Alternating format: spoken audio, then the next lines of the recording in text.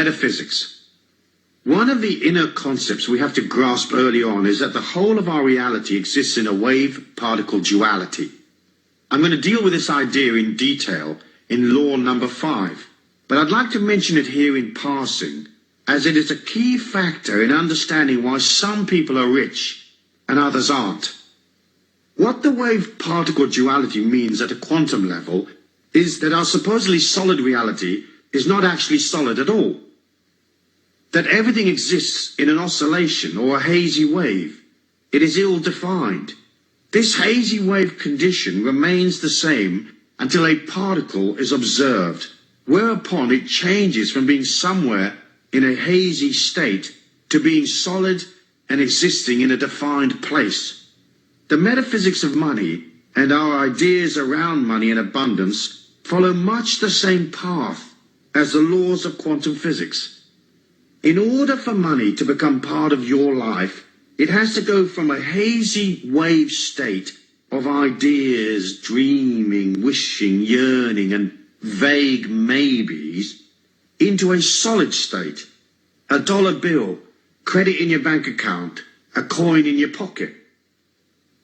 If you can convince yourself at the very deepest level of your being that there is no lack, no unfairness, no discrimination, that making money isn't hard, you suddenly open yourself to greater wealth. This is because you collapsed your self-denial, your aversions and resentments, and you flip from the insecure, hazy wave state that says, where's the rent coming from, to the solid particle state. Suddenly you know it's coming because the check's in your hand. In collapsing your hazy wave money dysfunction, you open yourself to endless points of abundance. This simple click of the mind opens the door metaphysically. Remember, all points of abundance, points in our 3D reality where money is actually delivered, where transactions take place, are solid particle states, not hazy waves. So to make the manifestation process work for us, we have to put aside all our hazy wave ideas of lack. We have to become centered and aligned to the solid symbols of abundance. We have to know we can do it. When thinking about your money flow, say to yourself this: there is a way, and I will definitely find it. This affirmation works well for most all of life's little problems. Action. Take a little time over the next few days to stop and concentrate on things that you consider to be manifestations of abundance. Go to places where wealthy people hang out. Look at the symbols of their wealth and affirm the abundance of this earthly dimension is holy and good. Yes, money can be used for evil purposes, but in itself, it has no energy. To make your feelings right, you've got to agree that abundance is natural. You can't look at abundance with anger or envy. You can't become abundant if you exclude yourself.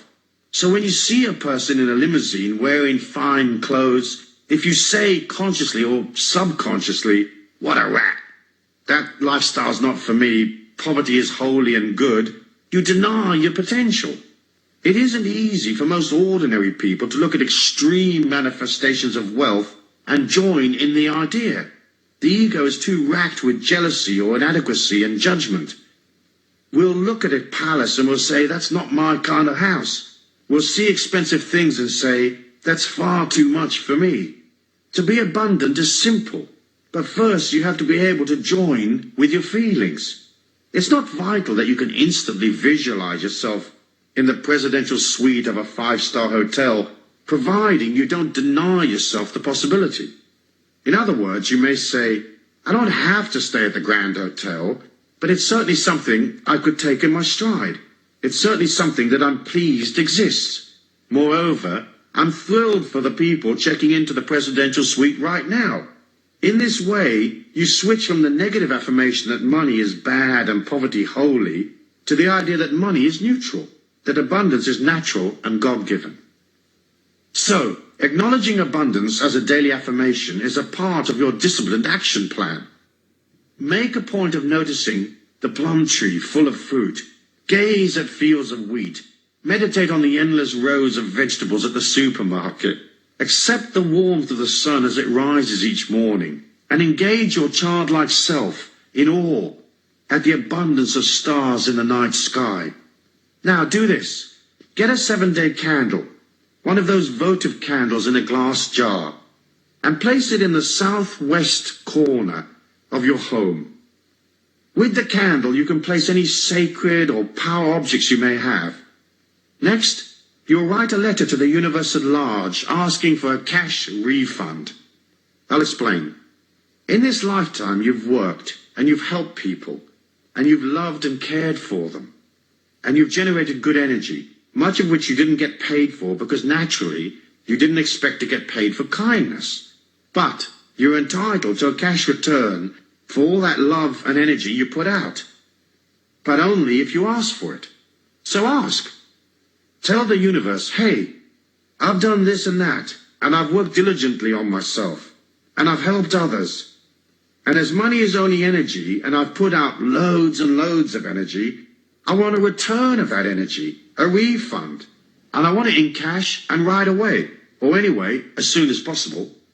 Add a sentence that says you love and believe in yourself, that you love and believe in others, that you know the world is abundant, and that you feel worthy and entitled to your cash refund. Light the candle and put the letter with it. Then each day visit your sacred spot and ponder on the imminent arrival of your refund. Do this until your refund appears, restating your affirmations and replacing the candle each week for as long as is necessary. It's okay to leave these candles burning all the time. Just make sure it's in a safe place. Expect a surprise. You'll be amazed. When I did this exercise, I waited for a few weeks and then $30,000 dropped in my lap unexpectedly. Nice refund, I'm thinking.